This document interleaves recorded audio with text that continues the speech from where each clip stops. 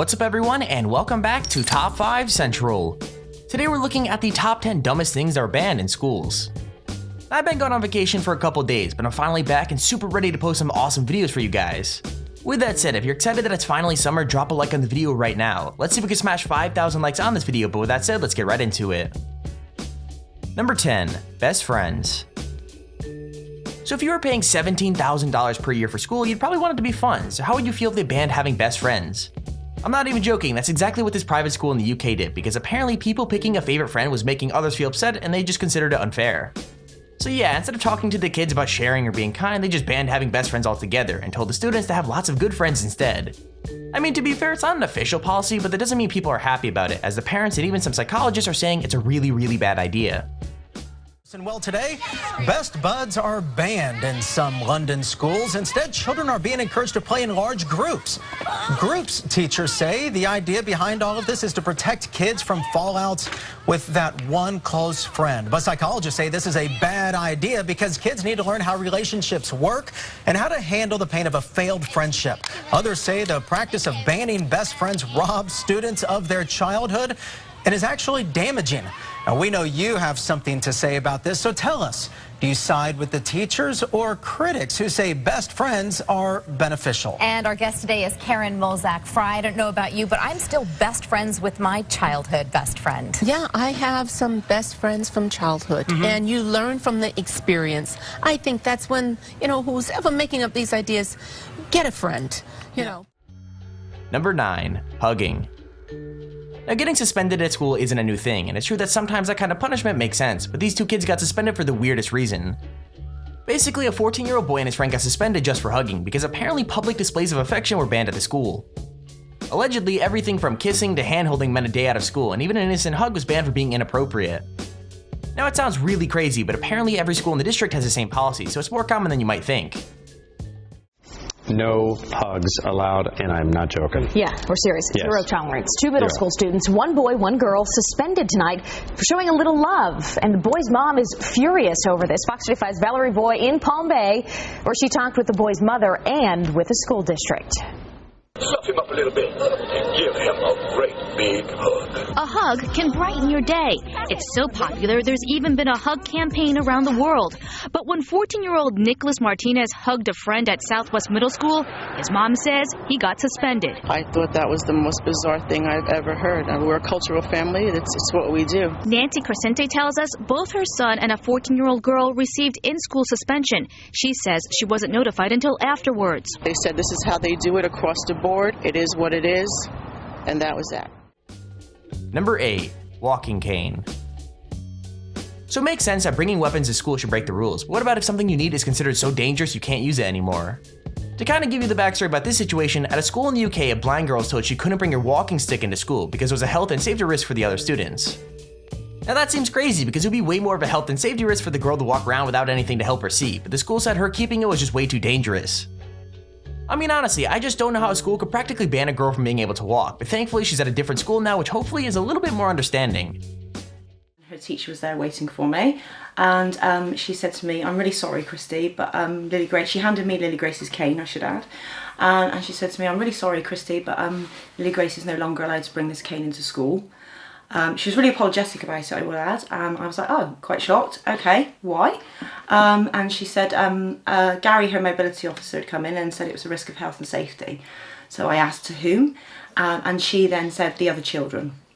So I came home, rang the school and spoke to our head, and just to ascertain where this had come from. She confirmed that Gary had considered it a health and safety risk and she could no longer bring it into school. Number 7. Acronyms. Now I understand banning swear words or inappropriate language, but what about banning slang altogether? It seems kinda, impossible, but a school in the US told their kids not to use any acronyms like LOL or LMFAO or even FML in their yearbooks. Instead, if they did, they would have them taken away. Now obviously the kids weren't happy and neither were the parents, and most of them even told their kids to just ignore the ban.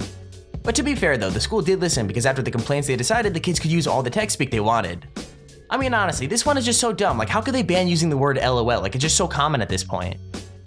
Common acronym for laugh out loud, but some Milton parents are not laughing about an elementary school's attempt to ban the phrase and other slang from student yearbooks. Channel 2's Mike Pachetic is live in Milton to tell us why school officials say this was a big misunderstanding. Mike. John, we learned about this controversy after a parent I know posted something on her Facebook page. Those posts elicited a lot of angry responses from parents. So we started asking questions. Those parents started asking questions. And ironically, today the school had a change of heart. LOL is not offensive. It means laugh out loud. What else would it mean? Number 6, fidget spinners. At this point, it's kind of common knowledge that fidget spinners are basically everywhere. I mean, if you've been on the internet in the past few months, you'll know that there's no getting away from them. With that said, not everyone is such a big fan because schools in lots of different countries have had to ban them altogether. Basically, they were allowed in the beginning to help kids with ADHD and autism focus, but as soon as every student got one, it started doing the exact opposite.